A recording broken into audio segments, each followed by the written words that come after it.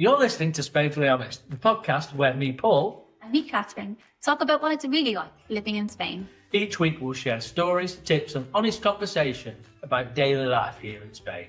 The good, the bad and everything in between. Whether you live in Spain or you're thinking about moving or you just want to know a little bit more, you're in the right place.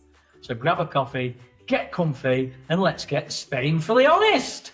Hello and welcome to episode 22 of Spainfully Honest. I'm not whispering it now because it's not on my milestone until 26. Yeah, we're winding it down. But we just thought we'd do a little intro because today we did a remote interview with Christopher Hughey. First one ever. Yeah. We think it worked. Yeah, hopefully you'll have a video after this. Yeah, amazing. A blank screen. Fingers crossed. And Christopher runs AmericansMovingToSpain.com. We've gotten a lot of Americans tuning into our podcast, so we thought it would be nice to chat to someone who organises that. So, like talking about visas and all that kind of stuff. Yeah, stuff that we don't really know about. Yeah. Not just because it's American, but also because, we've been here longer than that. We didn't really have to do a lot of it. So we don't have to do any of it. Any of it. Yeah. And we just felt we dove quite abruptly into the conversation as it was a remote call. So we thought we needed to do a little bit of an introduction video beforehand, just to get you used to the idea. And that's what we're going to do. But the thing is, if you're not American, it's still of interest to you, particularly if you're from sort of a non-EU country, because, a lot of the same things apply. Yeah. So it's worth watching. Don't switch off just because you're not American. Yeah. And, we're doing this intro retrospectively, so it's actually really interesting for British people after Brexit. So it's... Yeah, we were interested. Yeah. I knew nothing about it. Yeah. And actually it was... Learn something every day. That Christopher says... In the interview, he actually says that he has British clients as well, so not just American clients. So yeah, it was very interesting conversation about visas and tax and all that kind of stuff. So do watch. Yeah, watch it through. So how was your week anyway, Paul? Yeah, it was all right. I've been trying to sort out the Spectrum thing. We're working with Spectrum. So we've managed to get, it's not an advert really, it's just information onto Spectrum about us. And so listen out for that if you're in a car. Turn it to Spectrum. I was really excited. I heard it. I was like, woo! I did a video and sent it to everybody. Yeah. Remember the time, 9:22. That's great. So cute. It was fun. So hopefully we'll get some feedback from that as well. Yeah. Brilliant. Okay, well, here is the interview and enjoy. Thank you. Hello and welcome to episode 22 of Spainfully Honest. And this week we have a first. It's our first remote episode. How exciting. Yeah. Hi, everyone.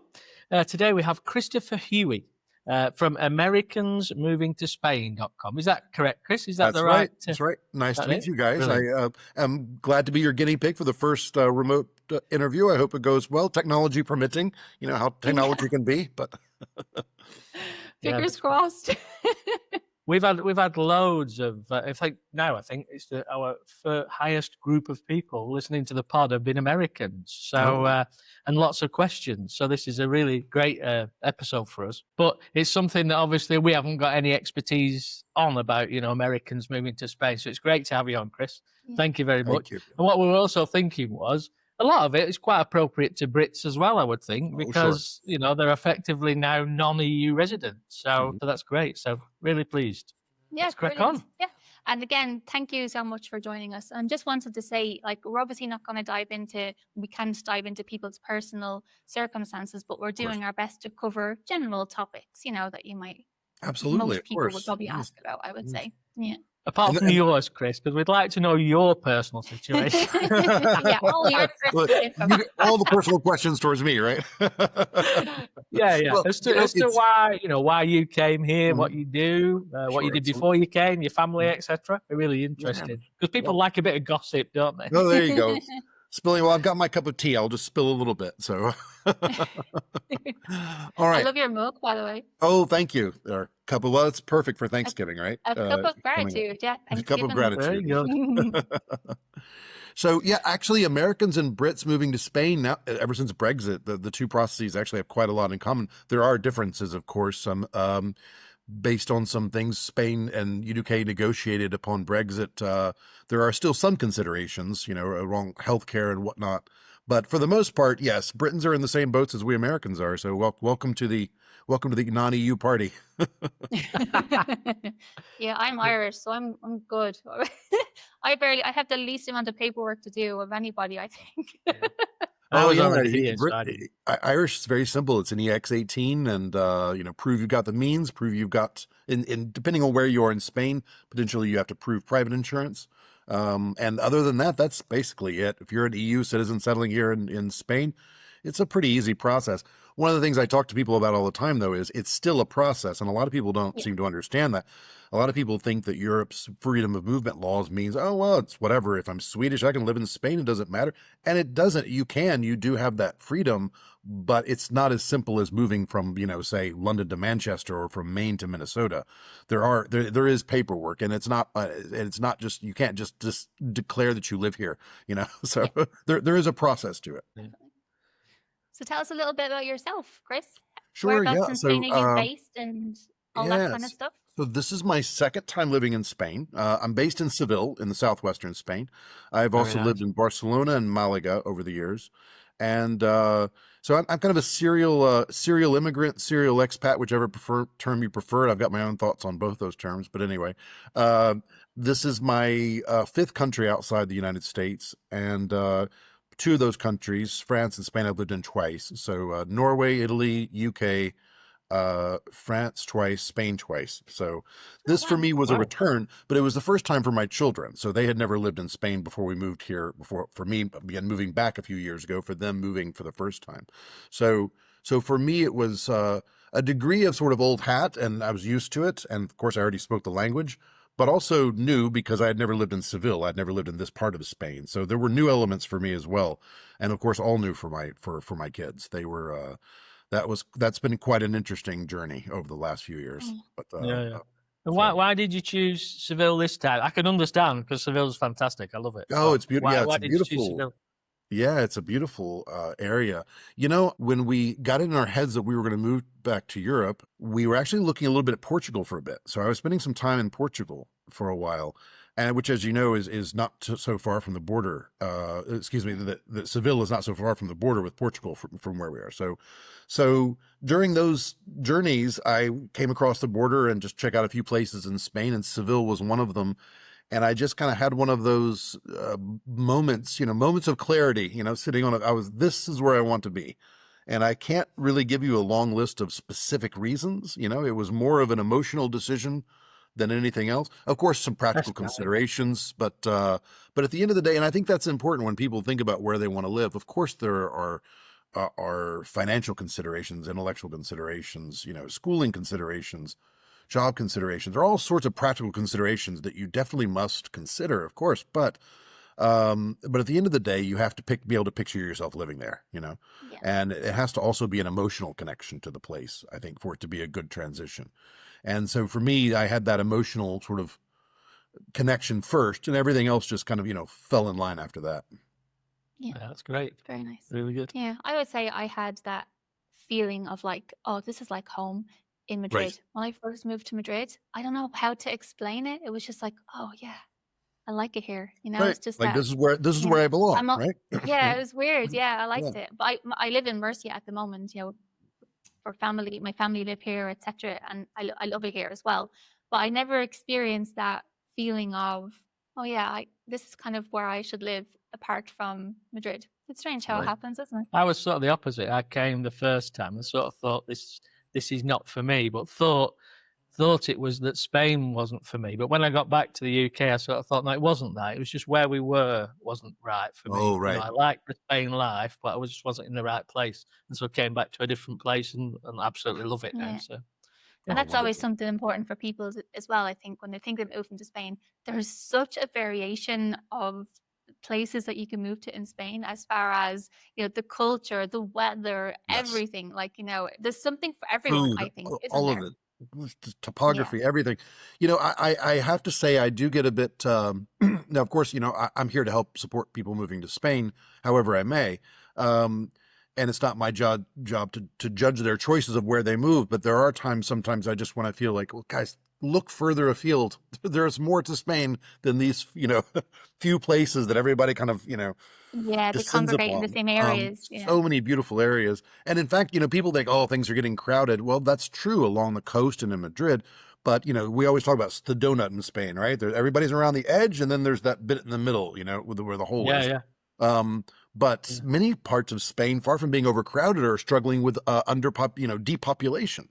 Extremadura, the comunidad just to the north of us here, just north of Andalusia on this western end, is actually had a program in place to pay people to move there. I mean, they are suffering severe depopulation, and there are gorgeous places to live in Extremadura. Trujillo, Mérida, Cáceres is gorgeous. I mean, just gorgeous places to live. Yeah. So, yeah, I mean, I understand the attraction of the coast. I understand the attraction of Madrid, but I do wish people would look a little bit further, Definitely. I think it's security in a lot of places. A lot of, it's people's security to think it's going to be not sort of security as in theft and things, but right. they feel more secure in an area like that to start off with. But you do need to. You're going to have like maybe people who speak English. You're going to have that community maybe as well. Yeah. Maybe. Right. My son lives in Oviedo. He just moved to Oviedo in the north. Oh, and my he's living up there. Yeah. I have a I friend. have to talk about locations in Yeah. Spain. I love Spain so much. But if you want to just crack into, so if somebody was thinking about moving to Spain, what should they consider with regards to like what types of visas are available? And whilst we're on the subject, if you're aware of it, is the process similar for post-Brexit British people? Sure, absolutely, yes. And by the way, despite our name, we do have British clients. We do move Brits. Good. But as the name suggests, the vast majority of our clients are Americans. But we do British applicants as well. Well, what we're going to do is at the end of the pod, Chris, we'll put all your contact details on the end. Sure, yeah, no They'll worries. stay on there permanently, so anybody that needs any great. help can contact you. Yeah. Wonderful. Well, let's talk about consideration. I think when you're considering moving to Spain, I mean, I think the very first question, if you've decided that you're going to make that move, the first question is, okay, how am I going to make that move? What's going to make this possible? The vast majority of our clients fall under one of two visa types. The non-lucrative visa, or sometimes colloquially referred to as the retirement visa. But we'll come back to that because it's an important reason not to really think of it that way. And of course, the digital nomad visa, as I'm sure you've heard. Both these apply both to Brits and Americans, by the way, equally well. So the non-lucrative visa, as the name suggests, means you're not supposed to work. You're not supposed to have gainful employment while you're here in Spain. So it's the obvious choice for retirees who don't care because, I mean, that's the whole point. They're coming here to retire. And the income requirements are relatively low. I mean, these will revise upwards every January based on the trailing year, inflation, what have you, and wage growth. But as of now, as we're recording this in November 2025, it's only 28,800 euros for the first person, and then you increase that by 25% for each additional person. So do you think about that? That's a pretty low bar. I mean, there are parts of Spain where you would struggle to live on that much money, so it's not a very high bar. Of course, they ask for a clean criminal background check, although even that, I mean, there are some exceptions. And of course, on the non-lucrative visa, you have to be able to provide your own health insurance. So, and that can be a showstopper for some people, if they have because private insurance, unlike public insurance, can discriminate based on pre-existing conditions, right? So, so that can be a little bit tricky for some people, but for most people, I mean, we've never had a client fail to move to Spain because of the insurance issue. Let's put it that way. I've witnessed a few people back away from even starting the process because of their concerns about it. But once they are like, I'm determined to do this, we always find a way. Sometimes that way can be expensive. I won't lie to you if you have some major pre-existing condition, but there's usually a way to do that. It's probably more usual for Americans that because in the UK you wouldn't need it, but if in American you needed it anyway, talking about it and understanding it is probably more more acceptable. Yeah, the whole concept of private insurance is obviously much more familiar to Americans, for sure. Yeah. But I always encourage even my clients who are on the public system. For example, I and my family, we're on the public system, but I would never be without private health insurance. Not because I don't have faith in the Spanish healthcare system for the big stuff, where I always tell people private insurance helps even if you're on the public system is more with the small stuff, really. Um, if I were to get, knock on wood or whatever, God's forbid, if I were to get cancer or something, or heart disease, diabetes, for the big stuff, you really mostly want to be on the public system. That's where all the best doctors, like if you're a world-class oncologist, chances are you're working in a public hospital, right? So, but private insurance is very important because for the small stuff. I'll give you a perfect personal example. 2 years ago, I got what we call an American English, anyway, tennis elbow, from just a repetitive stress thing from some stuff at the gym. Perfect example where private insurance is better, right? If I had to go for it's non-life threatening, not even super serious. If I'd had to go through the public system, the waiting time for something relatively trivial like that would have been probably pretty lengthy. Private insurance, I was in to see the doctor the same week. I started physical therapy the following week. So private insurance is really good for the small stuff. I really encourage people to have that's that. good information. So the other visa, of course, the other major one is the digital nomad visa. And that's for people who very much are working, but they're working remotely. So they have a job with a U.S. company, British company, wherever, it doesn't matter, as long as it's not a Spanish company, obviously, because that's a very different work authorization. In fact, there's a 20% income cap on how much you can receive from Spanish sources. It can't be over 20% on the digital nomad visa. So that's probably, our business is roughly, so if you take our business, there's about 90% of it is these visa packages and whatnot. Of that 90%, it's about half and half digital nomad and non-lucrative visa. So if you want to work remotely and here in Spain, digital nomad visa is a great option. If you want to retire, just not work, or take a sabbatical year, or whatever the case, then the non-lucrative visa is a great option. I tend to shy away from calling it the quote-unquote retirement visa because there are so many scenarios. We have many clients who are not retiring necessarily. They're just taking, well, we've got some clients who just moved to Madrid because they want their kids to learn Spanish. They're moving there for a year, and then they plan to go back to the United States. Sabbatical year, another client who moved to Seville, again, sabbatical year. She just wanted to take a year off her job and just sort of have a nice year in Spain. Her intention is to go back and live. So there are many scenarios where it's not just for retirement, but I would say certainly 80% of our clients are indeed retiring when they come on the non-lucrative visa, for sure. Yeah, good. Yeah. And then there's one other type which perhaps affects Brits perhaps a bit more than Americans, is the spouse visa, where if you're married to an Irish person or you're married to a European, and they right, yes, exactly. Well, we don't even realize. So that's an the EX1819 scenario is very common, and we help a lot of people with that as well. It's not a huge part of our business just because it's not nearly as complex, obviously, right? There's just a lot less time and effort that goes into it. And so if an EU citizen wants to settle in Spain, as we were talking about earlier, so let's say a Swede comes to Spain and they want to settle here, all they have to do is file the EX18, proving they have the means. And again, as said earlier, in some places you have to prove health insurance. But if that EU citizen who is not a Spanish citizen has a non-EU spouse, they are also allowed to settle here. So they don't need a visa. They just need to file then what's called an EX19, which is the non-EU spouse of an EU resident. So perfect example would be if you were, let's say if you were, and this is a real life example, this describes some clients of ours. The wife is Irish citizen. The son the husband is American citizen, and the son and the daughter are both passports. Okay. So the wife and the children, they just file their EX18s as EU citizens, and then the husband, once that's successfully filed, we file the EX19 for them, and that's it. So it's a much simpler process than getting a visa, like a non-lucrative visa. It's relatively straightforward. Yeah. So best thing to do if you want to move to Spain, priority number one, get yourself an EU spouse. So you help people, Chris, coming for the first time, but can people also contact you who are already here and want advice on different things? The reason for saying that is I was on Facebook yesterday, and there was a lady on there who was already here on the non-lucrative visa, but her son wanted to start working. So he's here on a non-lucrative visa, but he was 22, and then she wanted advice on whether he could start to work, because he'd be on the wrong type of visa then, wouldn't he? So he would be. I'm not saying the answer to that question, but can you help people with things like that? Sure. Absolutely. The quick answer is yes. And actually, the scenario you're describing actually brings up an interesting topic.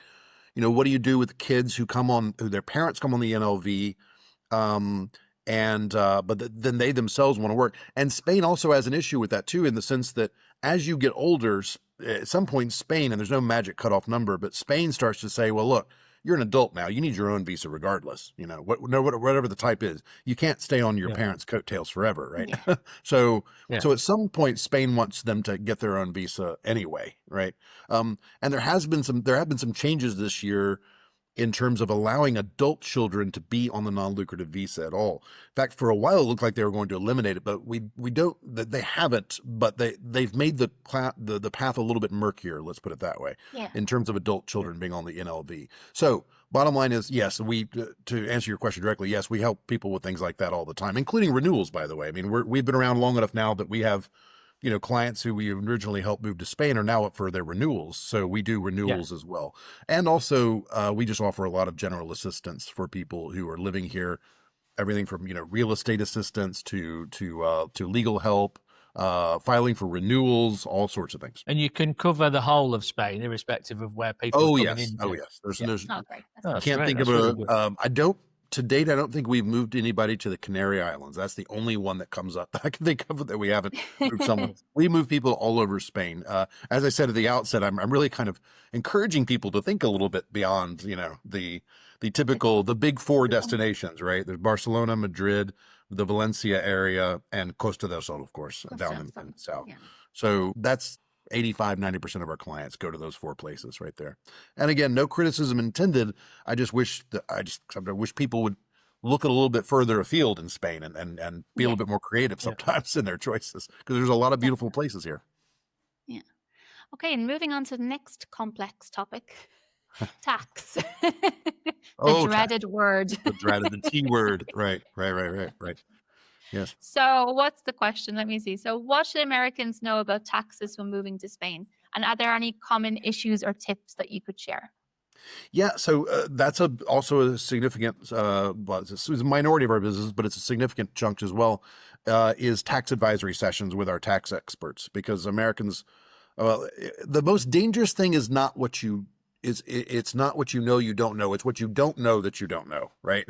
It's the question you don't even know to ask, because you just take it for granted. Well, for one good example is the way that, and let me be clear to your listeners, I am not an accountant. I am not myself a tax expert. I am passing along things I've learned by sitting in on so many of these tax advisory sessions, but don't take tax advice from me. But some of the things I picked up, that one of the things that Americans don't realize is that just because the American government, the IRS, our version of the Hacienda, just because it considers a savings or investment tool to be tax deferred or tax free, doesn't mean that Spain does. Right. Things like trust and certain types of retirement accounts. You can't assume that just because the IRS and American law deems that to be tax deferred or tax protected or even tax free, that doesn't mean that Spain looks at it that way.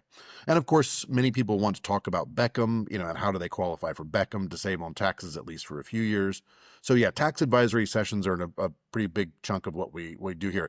Biggest thing I would say to your listeners is, just be very mindful of the 183 rule. Right? Because regardless of your visa status or regardless of your residency, if you are on Spanish soil 183 days in a calendar year, you can be declared a tax resident. So just be cautious with that. And remember that every day counts, right? So I just encourage people to think carefully about, especially in relation to the timing of sale of assets, right? Because a lot of people are selling off a lot of assets in their home country in order to move to their new country. Yeah. So if you're selling a house, you're selling stocks, you're doing a lot of these transactions that are going to produce taxable events. Be very careful about the timing of those taxable events in relation to when you become a tax resident in Spain, because it makes life a whole lot easier if you can take care of those in one year, then move the next. Then it's none of Spain's business. They don't need to know about all that. Yeah, that's really important. Great advice. That's really good. I imagine, I was just going to say, again, it's going to be similar for British people, those kind of tips and yes, many things. Yeah, obviously, there are going to be quite a few differences, but yes, I think, and our tax advisory sessions come from the perspective of teaching you about the Spanish tax system. So it would be equally valuable for Brits as for Americans. Right? That's great. Is there anything else, Chris? I mean, they're the main two things. Visas and tax are the main two things. Are there any other little things that you think Oh, people there's so should many think moving about. parts, and this is, I mean, we pride ourselves on being very detail oriented and thinking about all things that help make a smooth move. So there's so many, there's finding real estate. We could do an entire episode on that. There's obviously insurance, a big one that we touched on earlier. Movers, are you going to move your household or not? I generally discourage people from moving their whole household if they can avoid it. Um, Schools, of course, if you have school-aged children, is a huge consideration. So many moving parts. On the real estate thing, let me say, and again, we really could spend an entire episode talking just about Spanish real estate. My big word of caution is is be cynical. I hate to say that, but be cynical. So unfortunately, I mean, real estate just isn't as, and I don't know. I only lived in the UK for a year, so I certainly don't pretend to be an expert on British real estate. But I can tell you that compared to American real estate, the Spanish real estate market is fairly, in terms of the sale process and all that, it's fairly deregulated compared to the United States. You can't just call yourself a realtor in the United States. You would be, that would be illegal. I mean, there are licenses, there's laws, there's background checks, there's Yeah, everything. It seems like anybody here can just hang out a shingle and, it's like, oh yes, I'm a realtor. Of course I am. I have been since I decided to become one this morning. yeah. I do like Oh, seeing that when American people move over to Spain, I see on Facebook, can anyone just be a realtor? yeah, Just like exactly right. And the surprised answer Yes, is they can. pretty much, pretty much. And I hate Yeah. to say this, I'm obviously a big Spain booster, of course, obviously, but I always tell my clients and friends alike, I'm always going to tell you about Spain, warts and all, as the old saying goes, right? Yeah. And I have to say that while overall, I mean, from a crime perspective, you are so much safer in Spain compared to the United States, like by a factor of about 10 in terms of homicide, violent crime, what have you. But when it comes to real estate fraud, it's like the wild, wild west. I mean, it's so, and boy, the scammers are getting sophisticated. I was reading an article in the local paper a few months ago where they're now using AI to generate, your dream apartment in an ad, and it's literally just it's a work of fiction. Every image is it's all fiction, every bit of it. And of course, by wiring them a mere 1,000 euros, they'll hold it for you. Yeah. Yeah, Yeah. you'll never see that money again. Yeah. So It's the difficult, isn't main it? thing I tell people, look, the big takeaway here is A, be cynical, doubt what you read. But B, and this is so important, work with a professional, like an actual professional, someone trustworthy, someone that's recommended to you. We work with a number of different individuals and companies to help house our clients in Spain, all trustworthy, all reliable, all with excellent track records. But if you don't work with somebody that we send you to, find somebody reputable with a Yeah. really good, Yeah. solid reputation, good recommendations from friends and acquaintances, great reviews. Just be very careful. And for heaven's sakes, if people forget everything else I just said about real estate, don't ever sign a lease without having it reviewed by an attorney. Yeah. It'll cost a couple or 300 euros, depending on the attorney, 200-300 euros, best money you can spend in your life. You would be Yeah. shocked at the kinds of clauses some landlords will try to sneak into leases. And I hate to say this, I don't sound mean to speaking of being cynical. I hate to sound cynical, but let's be honest. If they see that the tenant is a foreigner who doesn't maybe understand the legal Language. landscape so well and whatever, you would be shocked at some of the things they try to sneak into some of these leases, especially in areas where there's more of a housing shortage and it's more of a seller's market, as it were, right? Yeah. So don't sign a lease, especially in a language that is not your native language. Don't sign that without having an attorney review it.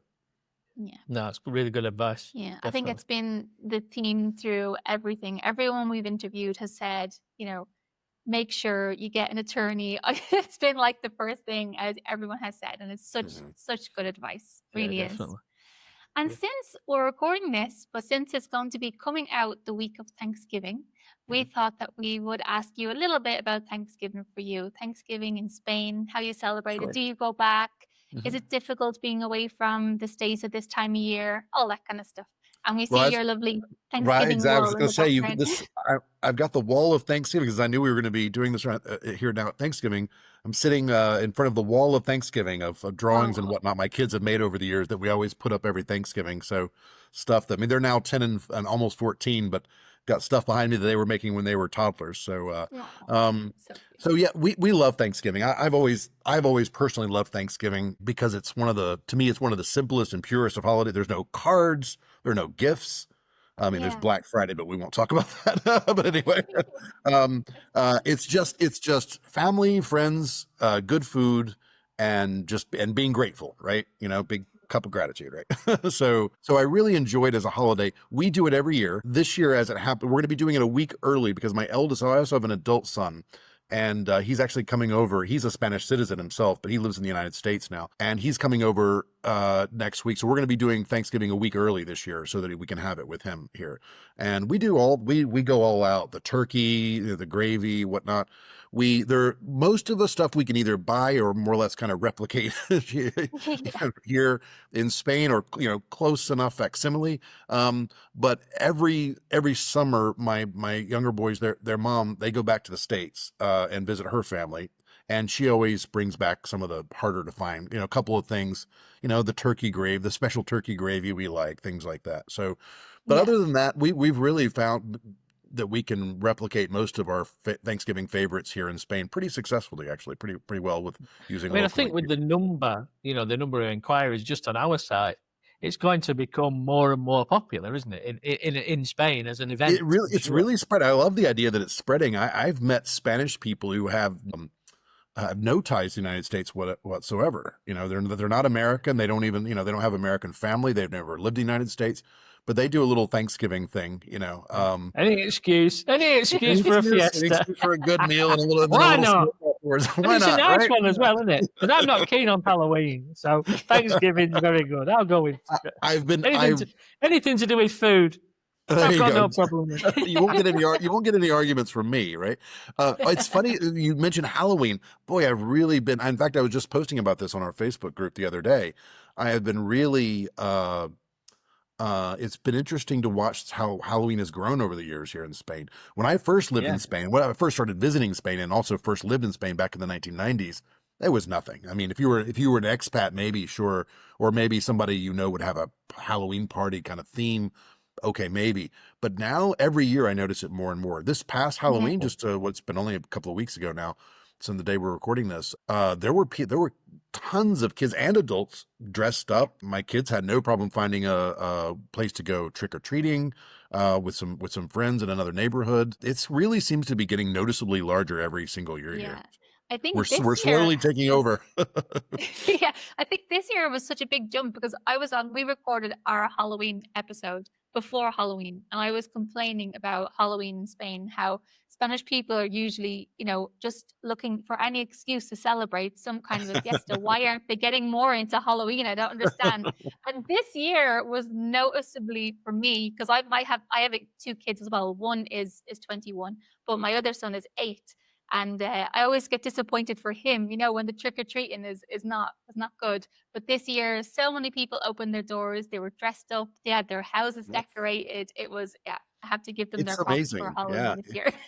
And I totally agree with you. A noticeable jump just compared to last year. I absolutely agree. Yeah. Here in Seville too, for sure. Good. Well, we'll push Thanksgiving now. That could be our next one to push. Yeah. Push Thanksgiving. Exactly. With the Turkey plot, farmers and lovers. Yeah, I think it'll take, because when I worked in Madrid 20 years ago, I worked in an Irish bar in Madrid, and we always had a Thanksgiving event in that bar, and it would be packed.